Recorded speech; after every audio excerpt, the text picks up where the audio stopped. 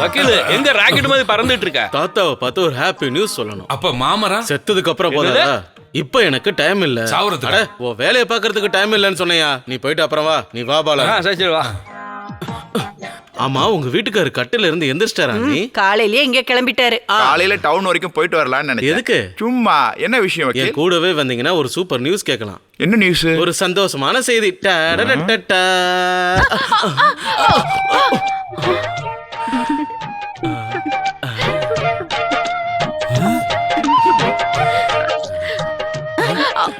யோ வக்கீலே, என்னையா பண்ணிட்டு இருக்கிற?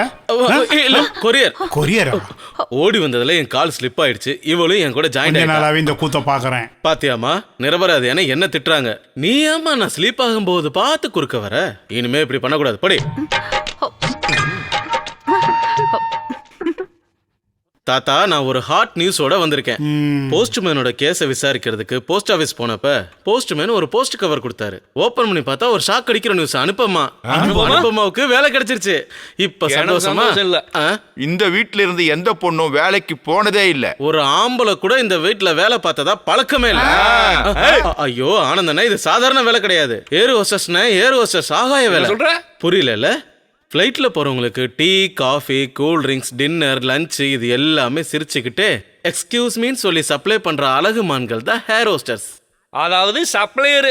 இவ சப்ளையர் தான் ஆகணும்னா டவுன்ல ஏதாவது ஹோட்டல் சேர வேண்டியதானே. சும்மா எதுக்கு வானத்துல போறவங்களாம் கொடுக்க போறா? ச்சே இது தேவையா? ஓ ஆனந்தண்ணே விமானத்துல சப்ளையருக்கு நல்ல வெயிட். உங்களுக்கு அதெல்லாம் தெரியாது. அப்புறம் படிக்க அனுப்பாம கோலி விளையாண்டா இப்படித்தான் இருக்கும். நீங்க எதையும் சொல்லலையே தாத்தா. தப்பு பண்ணது நான் தான். என்னை விட்டு தூரமா அனுப்பி படிக்க வச்சேன். இனி அவ அங்க இருக்க வேண்டாம். இது என்னால தாங்கிக்கவே முடியாது. இனி அவளுக்கு வேலையை வேண்டாம், ஒரு அதுதான் மண்ணு நல்லது. வேண்டாம். என்ன இருந்தாலும் நம்ம ஃபேமிலிக்கு ஒரு அந்தஸ்து ஆனா நீ இருக்குல்ல. இப்படி பேசுனதே இல்லையே. நான் சொன்னதே அப்படித்தான். அது உங்களுக்கு புரியல. இல்ல மாத்தி தான் பேசுவாரு. பாலா ஆனந்த் இன்னைக்கே பெங்களூர் 2 பேரும் கிளம்பி போங்க. வக்கீல அவங்களுக்கு செலவு பணம் கொடுத்து அனுப்புங்க.